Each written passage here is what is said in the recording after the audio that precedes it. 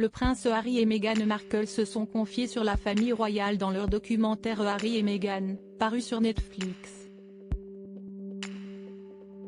La duchesse de Sussex est revenue sur l'impact des rumeurs relayées dans les tabloïds sur sa santé mentale.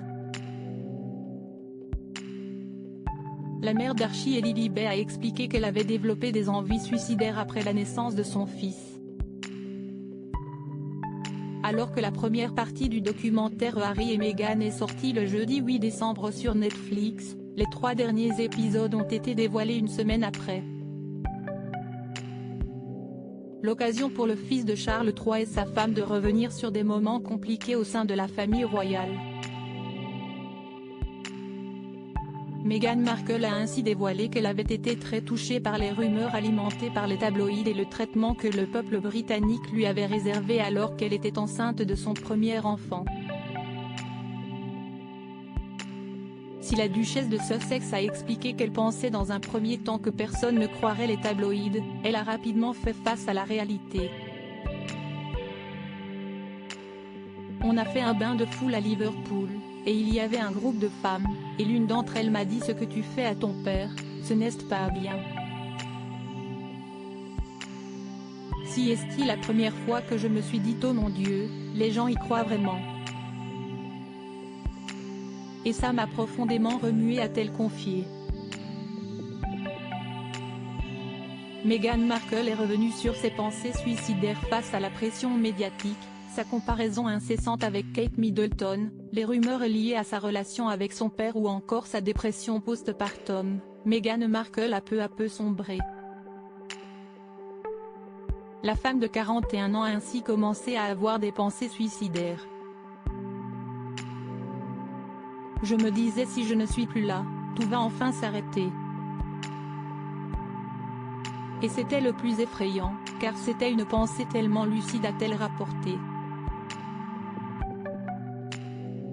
Pour sa mère Doria Ragland, son état était réellement devenu préoccupant. Celle qui était très proche de sa fille a ainsi témoigné, en pleurs, je me souviens qu'elle me l'a dit. Qu'elle avait voulu attenter à sa vie. Et cela m'a vraiment brisé le cœur parce que je savais. Je savais que c'était mauvais, d'être constamment torturé par ces vautours. Alors que Meghan Markle songe d'abord à consulter un professionnel pour sa santé mentale, la famille royale lui aurait déconseillé de le faire, afin de ne pas donner une mauvaise image de l'institution. Le prince Harry regrette de ne pas avoir agi immédiatement alors que son enfance a été marquée par la souffrance de sa mère. Face à la presse britannique, le prince Harry a toujours souhaité protéger sa femme afin qu'elle ne vive pas la même expérience. Et s'il a confié qu'il était possible de s'habituer aux mensonges lorsqu'on vit dans cette famille, il pense aujourd'hui qu'il n'a pas su être à la hauteur pour préserver Meghan Markle et qu'il s'était senti dévasté en voyant son état. Dans le documentaire Netflix, le frère du prince William a expliqué « Je n'ai pas géré ça très bien. Si est-il le Harry royal qui a géré ça et non le mari.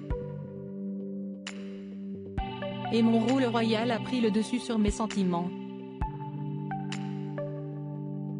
J'ai été entraîné à me soucier davantage de ce que les gens vont penser si on ne va à tel ou événement.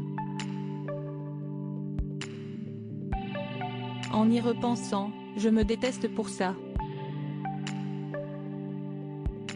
Elle avait besoin de bien plus que ce que je pouvais lui donner. Une souffrance constante qui a finalement décidé le fils de Lady Di à quitter la famille royale, pour s'installer aux États-Unis.